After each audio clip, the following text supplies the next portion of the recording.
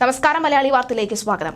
ചെങ്കോട്ട സ്ഫോടനത്തിൽ സൈന്യം ഉപയോഗിക്കുന്ന തരം രാസവസ്തുക്കൾ ഉപയോഗിച്ചിട്ടുണ്ടോ എന്ന സംശയം ഉയരുന്നു.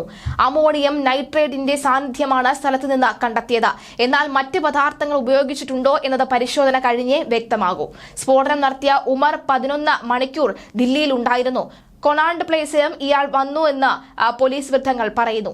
ഫരീദാബാദിലെ അറസ്റ്റുകൾ അറിഞ്ഞ് ഇയാൾ പരിഭ്രാന്തിലാണെന്നും ഇല്ലെങ്കിൽ ഇതിലും വലിയ ആക്രമണത്തിന് സാധ്യതയുണ്ടായിരുന്നുവെന്നും പോലീസ് പറയുന്നു. അതായത് ഈ ഒരു ആക്രമണം നടക്കുന്നതിന് മുന്നോടിയായി ഡോക്ടർമാരടക്കമുള്ളവരെ സ്ഫോടക വസ്തുക്കളുമായി പിടിച്ചത് തന്നെയാണ് ഇയാളെ പരിഭ്രാന്തരാക്കിയത്.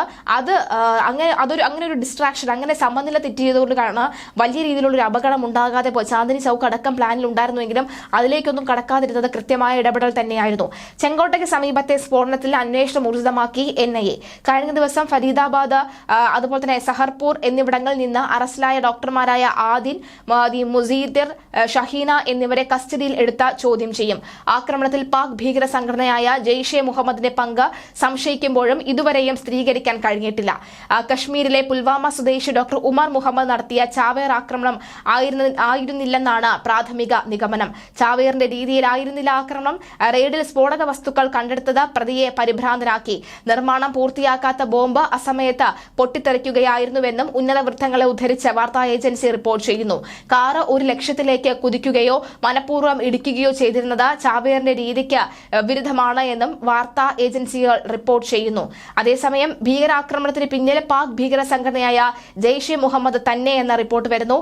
ജെയ്ഷെ ഇ മുഹമ്മദ് നേരിട്ട് ബന്ധിപ്പിക്കാവുന്ന തെളിവുകൾ ശേഖരിക്കുകയാണ് അന്വേഷണ സംഘം. അറസ്റ്റിലായവരെ ചോദ്യം ചെയ്യുന്നതിലൂടെയും കൂടുതൽ തെളിവുകൾ ലഭിക്കുന്നതിലൂടെയും കൊല്ലപ്പെട്ടവർ ചാവേർ, ഡോക്ടർ ഉമർ നബി അടക്കമുള്ളവർക്ക് പാക് ഭീകര ഗ്രൂപ്പുകളുമായുള്ള ബന്ധം തെളിയുമെന്നാണ് വിലയിരുത്തൽ. അങ്ങനെ തെളിവുകൾ കിട്ടിയാൽ വീണ്ടും ശക്തമായ നടപടികൾ എടുക്കും. തീവ്രവാദ ക്യാമ്പുകളിലേക്ക് ഇന്ത്യ തിരിച്ചടിയും നൽകും. ദേശീയ അന്വേഷണ ഏജൻസി, രഹസ്യാന്വേഷണ വിഭാഗം, ഡൽഹി പോലീസ് തുടങ്ങിയവരെല്ലാം യോജിച്ച് നടത്തിയ അന്വേഷണത്തിലും ഫോറൻസിക് പരിശോധനയിലുമാണ് ഭീകരാക്രമണത്തിന്റെ പിന്നിലെ കരങ്ങൾ തെളിയുന്നത്. ശ്രീനഗറിൽ പ്രത്യക്ഷപ്പെട്ട ജെയ്ഷെ ഇ മുഹമ്മദ് പോസ്റ്ററുകളും ഡൽഹിയിൽ ആക്രമണവും തമ്മിൽ പ്രത്യക്ഷത്തിൽ ബന്ധമുണ്ടെന്നാണ് പോലീസ് സംശയിക്കുന്നത്. അതിർത്തി കടന്നുള്ള ഭീകരതയെ പാകിസ്ഥാൻ പിന്തുണയ്ക്കുന്നുണ്ടെന്ന് വ്യക്തമാക്കുന്നതാണ് ചെങ്കോട്ട ആക്രമണം. കഴിഞ്ഞ ഞായറാഴ്ച ഉന്നതതല ഇന്റലിജൻസ് റിപ്പോർട്ട് ഇത് സംബന്ധിച്ച് ഉണ്ടായിരുന്നു. ലഷ്കർ ഇ ത്വയ്ബയും ഇസ്ലാമിക സ്റ്റേറ്റ് ഖൊറാസാൻ പ്രവിശ്യയും തമ്മിലുള്ള രഹസ്യ സഖ്യത്തിനായി പാകിസ്ഥാന്റെ ചാര സംഘടനയായ ISIയുടെ സഹായവും ഇത്തവണ ഉണ്ടായിരുന്നുവെന്നാണ് റിപ്പോർട്ടിൽ പറയുന്നത്. ബംഗ്ലാദേശിൽ ഇരുന്നും കാര്യങ്ങൾ ഭീകരർ നിയന്ത്രിച്ചു.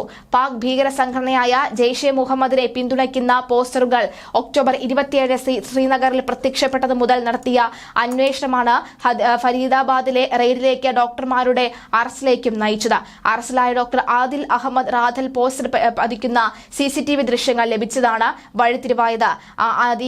ആനന്ദനഗറിലെ ഗവൺമെന്റ് മെഡിക്കൽ കോളേജിൽ ജോലി ചെയ്തിരുന്ന ഇയാളെ ചോദ്യം ചെയ്യലിൽ നിന്ന് കിട്ടിയ വിവരങ്ങൾ വൻ സ്ഫോടക വസ്തു ശേഖരം കണ്ടെത്തിയതിലും ഡോക്ടർമാരുടെ അറസ്റ്റിലേക്കും വഴിതെളിക്കുകയായിരുന്നു. സ്ഫോടക വസ്തുക്കളും ആയുധങ്ങളും ഉൾപ്പെടെ ഫരീദാബാദ് ജെയ്ഷെ ഇ മുഹമ്മദ് ബന്ധമുള്ള ഭീകരരെ പിടികൂടിയെന്ന വാർത്ത പുറത്തുവന്നതിന് പിന്നാലെയാണ് സ്ഫോടനം.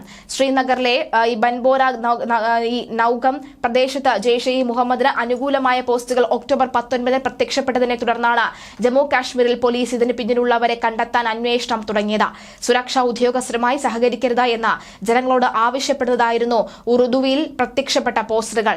UAPA അടക്കമുള്ള വകുപ്പുകൾ ചുമത്തി FIR രേഖപ്പെടുത്തിയ പോലീസ് CCTV ദൃശ്യങ്ങൾ ഉൾപ്പെടെ ശേഖരിച്ച് നടത്തിയ അന്വേഷണം ആദിൽ അഹമ്മദ് റാത്തർ എന്ന ഡോക്ടർ ഉൾപ്പെടെയുള്ളവരുടെ അറസ്റ്റിലേക്ക് നയിക്കുകയായിരുന്നു. ഉത്തർപ്രദേശിലെ സഹറാൻപൂരിലെ പിടിയിലായ ആദിലിന്റെ വെളിപ്പെടുത്തലുകൾ ജമ്മു കാശ്മീർ, ഉത്തർപ്രദേശ്, ഹരിയാന എന്നിവിടങ്ങളിലായി വ്യാപിച്ചു കിടക്കുന്ന പാൻ ഇന്ത്യൻ വൈറ്റ് കോളർ തീവ്രവാദത്തിലേക്കാണ് അന്വേഷണം എത്തിയത്.